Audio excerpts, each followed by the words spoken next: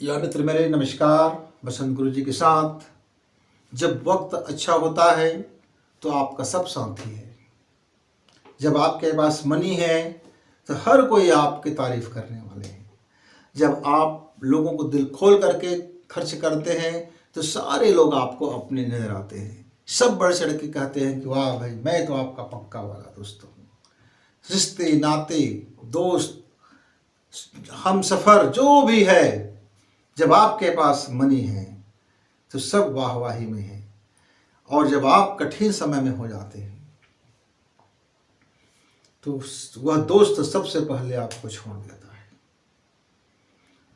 फिर आपको आपके चाहने वाले छोड़ देते हैं, फिर आपको आपके मानने वाले छोड़ देते हैं, फिर आपको आपके रिश्तेदार छोड़ देते हैं, फिर आपको अपने हितैषी जन छोड़ देते हैं, फिर आपको अपने आत्मीय जन छोड़ देते हैं।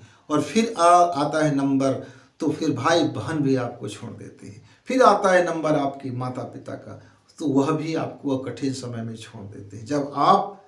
जब आपके पास कठिनाई से भरा दौर हो, फिर आपके पास आते हैं हम सफ़र हमराही, जिसके बगैर आपका जीवन अधूरा है। वह भी वक्त आने पर भी आपको छोड़ देता है। ऐसा कठिन दौर में फिर हम अपनी प्रेरणा कैसे बना के रखें? मित्र, हो सकता है कि आप इतना सौभाग्यशाली हो कि आपके कठिन समय में आपके परिवार वाले आपके साथ हो। आप हो सकते हैं इतने सौभाग्यशाली हो कि आपके कठिन समय में आपके दोस्त आपके साथ खड़े हैं। आप इतना सौभाग्यशाली भी हो सकते हो कि आपके कठिन समय में आपके रिश्तेदार भी आपके साथ खड़े हैं। हो सकता है कि आपके कठिन समय में जिसकी आपको उम्मीद नहीं था वो भी आपके साथ खड़े हैं। लेकिन कठिन दौर जब आता है जीवन का, जब जीवन में इतना कठिनाई आता है कि जब आदमी तो उसका साथ, उसकी छाया भी साथ देने से इनकार कर देता है। जीवन में भी ऐसे वक्त आते हैं मित्र। इसके लिए यदि आप सजग हैं, आपका विवेक सजग है, आपकी आत्मबल मजबूत है, आपकी साहस मजबूत है और आपका थॉट सही है और आपका दृष्टिकोण सही है, तब तो आप संभल जाएंगे। इनमें से कोई एक भी कमजोर हुआ तो फिर आप संभलने वाले नहीं हैं। यदि आप निर्भर है अपने दोस्तों पर, तब तो फिर आपका बेड़ा गर्क होना तय है। यदि आप निर्भर है अपने चाहने वालों के ऊपर कि वो जब तक चाहेंगे तब तक आप कुछ कर सकते हैं, तब तो फिर आपको संभालने वाला कोई नहीं होगा। आप निर्भर है यदि अपने रिश्तेदारों के ऊपर कि कोई उन आपको मदद करेंगे तब आप कुछ संभाल पाते हैं, तब तो फिर आपका हो गया। तो निर्भरता ही आपको ले डूबेगा। तो सबसे पहले काम आप अपने जीवन में 24 घंटे एक बात याद रखें कि आपका हितैषी आपके अलावा और कोई नहीं है। पहला। दूसरा, आपका हितैषी वह है जो आपको सही मार्गदर्शन देता है, जो सही गाइड करता है। हो सकता है कि उसके बोलने का ढंग ठीक ना हो सकता है कि कभी आपसे मुलाकात भी ना करता हो सकता है कि वह कई दिनों के बाद कभी आपसे दुआ सलाम होता हो सकता है कि वो आपके जीवन में उतना महत्वपूर्ण स्थान ना रखता हो सकता है कि आप उनसे कभी कभार मिलते जुलते होंगे, हो सकता है कि वो आपको बड़ी खरी खोटी बोलता होगा, लेकिन वह सच्चा मार्गदर्शक होगा जो आपके कठिन समय में आके कहेगा कि देखो, आपके साथ ऐसा ऐसा हो चुका है, अब आपका ये मार्ग है, आप इस पर चलोगे तो आपका यह कठिन दौर निकल जाएगा। और बताइए मैं आपकी क्या सेवा करूं, बताइए मैं आपको क्या सहयोग करूं, बताइए मेरे लायक कोई काम हो तो बताइए, मैं आपके साथ खड़ा हूं।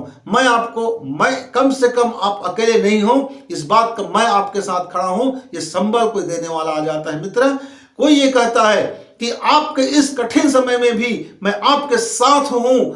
मैं भले ही आपको धन दौलत ना दे पाऊंगा, मैं भले ही आपके लिए बहुत बेहतरीन नहीं कर पाऊंगा, मैं भले ही आपको इस गड्ढे से उबार पाऊंगा, लेकिन कम से कम मैं आपका साथ खड़ा हूं। ये कहने वाले यदि आपको मिल गया तो आप सबसे बड़े सौभाग्यशाली होंगे, क्योंकि ऐसे कठिन समय में कोई हमको प्रेरित करने वाला नहीं होता।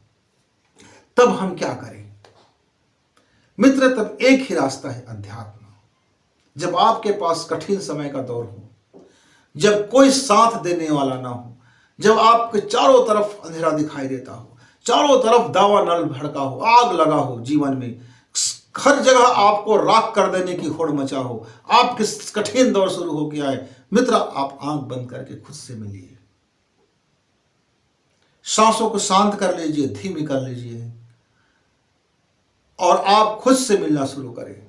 जब आप स्वयं से मिलेंगे, स्वयं के भीतर में आप तलाशेंगे कि आपके अंदर में वो परम शक्ति है, जो परम शक्ति संसार को चलाता है। आपके भीतर में वह परम वैभव है जो इस संसार को वैभवशाली बनाता है। आपके भीतर में वो परम दिव्य आत्मा है जो कहीं से भी डरता नहीं है, वो निर्भयता सिखाता है। वह कहीं किसी के लिए वह मददगार नहीं लेता, वो हर किसी को मदद देता है, वो हर किसी को संबल देता है। वो धनी है, वो विचार का धनी है, काम का धनी है, उसके पास पावर की कमी नहीं है। आप अपने भीतर उस आदमी की तलाश करें, चुपचाप आंख बंद करके 1 दिन 2 दिन 3 दिन, जब तक वो आदमी आपको ना मिल जाए, आपके भीतर का आदमी, जब तक आप अपने भीतर की शक्ति को ना देख लो, जब तक आप अपने से परिचय ना हो जाओ, तब तक लगे रहिए। और देखेंगे जिस दिन आपको वह प्रेरणा मिल गया, जिस दिन आपको वह अंदर का पावर आप मिल गए, जिस दिन आपका वह आध्यात्मिक शक्ति आपके साथ जुड़ गया, तो आपको प्रेरणा देता रहेगा